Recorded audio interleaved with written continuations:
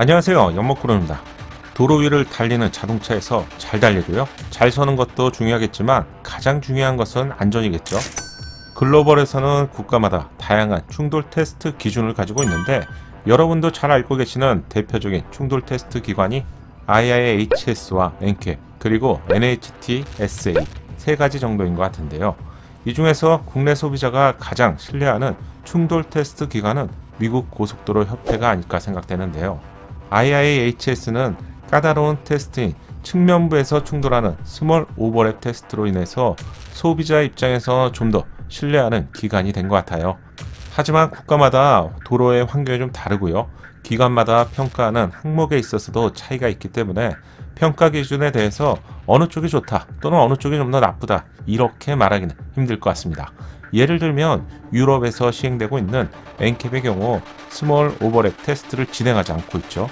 하지만 국내 제조사의 경우 북미 기준인 IIHS에서 시행하는 스몰 오버랩 테스트에 대해서 많이 보강을 하고 있는 입장인데요. 소비자라면 어떤 항목에 대한 테스트인지 알고 있는 것이 좋고요, 자신이 선택한 차량에 대한 안전도 정도는 충분히 확인하시면 좋겠죠. IIHS 홈페이지 대문에는 다소 충격적인 소식이 있네요. 20여 대의 소형 SUV 차량 중에서 오직 한 대만 더 엄격한 측면부 충돌 테스트에서 좋은 평가를 받았다는 내용입니다. 오직 한 대라니. 국내에 출시되는 대부분의 SUV가 IIHS 충돌 테스트에서 최고 등급인 세이프티 픽이나 세이프티 픽 플러스를 받은 차량들인데 오직 한 대라니. 그래서 결과부터 보겠습니다. 제법 익숙한 차량도 있고 국내에는 다소 생소한 차량도 있는데, 새로운 측면부 충돌 테스트에서 9등급을 받은 차량은 마스다 CX-5입니다. 안전의 대명사 볼보 XC40의 경우도 새로운 측면부 충돌 테스트에서는 A 양호 평가를 받았습니다.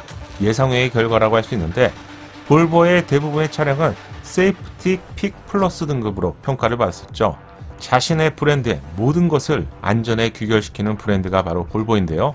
볼보는 이 결과를 이미 받겠죠. 모든 기준을 새롭게 정비하고 있을 것 같네요. 이번에는 중형 SUV의 새로운 측면 충돌 테스트가 공개되었습니다.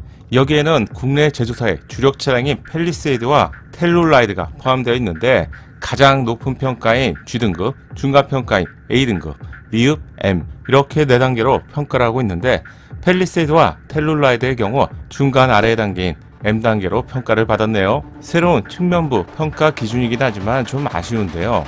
반면 작년 10월에 진행된 소형 SUV에서 유일하게 20개의 자동차 중에서 한 대였죠. 9등급을 받았던 마스다 CX-5에 이어서 중형 SUV에서도 CX-9이 9등급을 받게 되었는데, 소형 SUV와 중형 SUV 모두에서 9등급을 받으면서 유일한 제조사가 되었죠. 새로운 기준의 중형 SUV 측면 충돌 테스트에서 9등급을 받은 제조사를 보면 포드, 마스다, 인피니티, 링컨, 닛산, 스바루, 토요타, 폭스바겐이 이름 올렸습니다. 국내 제조사인 현대와 기아는 새로운 기준의 측면부 충돌 테스트에서 소형 SUV와 중형 SUV 모두 M등급, 미흡 평가를 받았죠. 그렇다면 평가 항목이 얼마나 깐깐해졌길래 가장 높았던 세이프티 픽 플러스 등급에서 새로운 측면부 충돌 테스트는 2단계 이상 낮아진 것일까요? 그럼 기준을 알아야겠죠. 새로운 베리어의 무게는 4180파운드로요. 킬로그램으로 전환하면 1896kg입니다. 이 정도는 되어야 중형급 SUV라는 현실적인 무게를 반영한 것이겠죠. 충돌 속도도 더욱 빨라졌는데요. 기존에는 31마일에서 37마일로 변경되었습니다. 킬로미터로 환산하자면 약 50km의 속도에서 60km의 속도로 상향된 것이죠. 이 정도의 변화만으로도 충돌 에너지는 무려 82%나 증가했기 때문에 새로운 기존의 측면부 테스트에서 줄줄이 낮은 등급을 받게 되는 것은 당연한 것이겠죠. 미국 고속도로 보험협회인 IIHS가 충돌 테스트를 강화하고 있는 이유는 명확한데요. 지난 10년간 충돌 테스트의 빅데이터를 분석해 봤는데, 낮은 등급의 평가를 받은 차량보다 높은 등급의 평가를 받은 차량의 운전자 사망률이 무려 70%나 더 낮았다고 합니다. 추가로 측면 충돌 사망의 경우도 전체 사고의 23%를 차지했는데, 이 부분은 조금 생각해 봐야 될 문제가 있는데, 이유는 국내 도로 여건상 전방이나 후방 충돌 사고보다 측면부의 충돌 사고는 좀 빈도수가 상대적으로 좀 낮죠. 이런 이유 때문에 유럽, 엔캡의 경우 스몰 오버랩 테스트를 진행하지 않는데요. 지역과 국가에 따라서 조금 다른 충돌 테스트 기준을 가지고 있다는 점도 참고하시면 좋을 것 같네요. 그럼에도 불구하고 다양한 환경에서 더 안전하다는 것은 결국 소비자 입장에서는 더욱 신뢰를 할 수 있는 부분이겠죠. 우리에게 익숙한 포드 익스플로러의 경우 골반을 제외하고 모든 항목에서 G등급, 9등급을 받았습니다. 이 차량은 현재 국내에서 판매가 되고 있는 동일한 모델이죠. 새로운 충돌 테스트 기준임에도 불구하고 8개의 항목 중에서 단 한 개만 A등급을 받았다는 점이 좀 놀라운데요.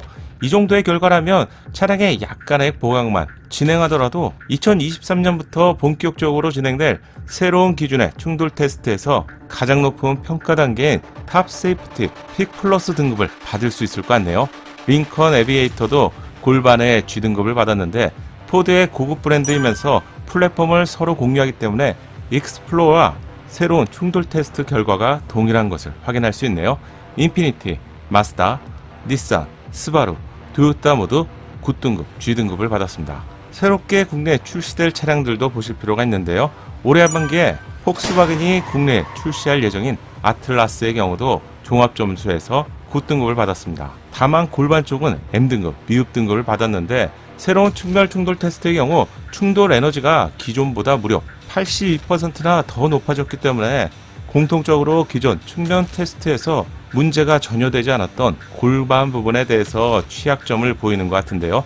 이건 B필러의 강성을 좀 높이게 된다면 대부분의 제조사가 충분히 해결할 수 있는 문제인 것 같네요. 폭스바겐 ID4의 경우도 종합점수에서 9등급을 받았습니다. 또 한 대 자세히 봐야 될 차량이 있는데 국내에서는 대형 SUV로 출시가 되고 있는 트래버스이죠.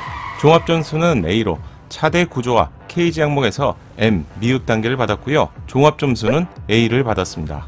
가장 낮은 점수를 받은 차량은 혼다 패스포드, 파일럿, 지프 랭글러, 국내 제조사인 펠리세이드와 텔로라이드, 그리고 닛산, 무라노가 있는데 평가 항목을 좀 자세히 보면 펠리세이드와 텔로라이드의 경우 구조 및 안전 케이지에서 M등급을 받았습니다. 골반 항목에서 P등급을 받으면서 종합점수는 M등급을 받게 되었네요. 즉 차대 허리 쪽 부분에 해당되는 B필러 부분 그리고 플랫폼에 대한 보강이 필요하다는 것이겠죠. 특히 펠리세이드의 경우 국내 공장에서 제작이 되고 있죠. 국내와 해외에 수출이 되는 차량인데 현재 기준의 측면부 충돌 테스트에서는 최고 등급인 탑 세이프티 픽 플러스를 받았었죠. 하지만 새로운 측면 충돌 테스트에서는 결과가 크게 낮아진 건데요. 국내를 대표하는 차량인데 탑 세이프티 픽 플러스 등급을 꼭 받기를 기원해 볼게요. 최근 펠리세이드 페이스리프트 발표 현장에서 B필러 쪽과 플로어 쪽이 보강이 되었다고 알려들었었죠.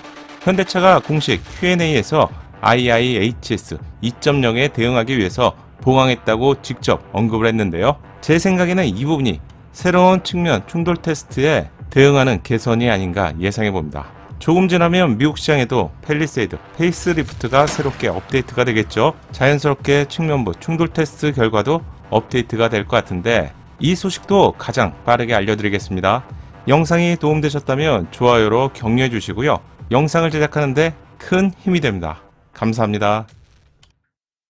작은 도움이 되셨다면 좋아요 부탁드리고요. 구독과 알림 설정을 통해서 정확한 신차 정보를 빠르게 만나보세요. 감사합니다.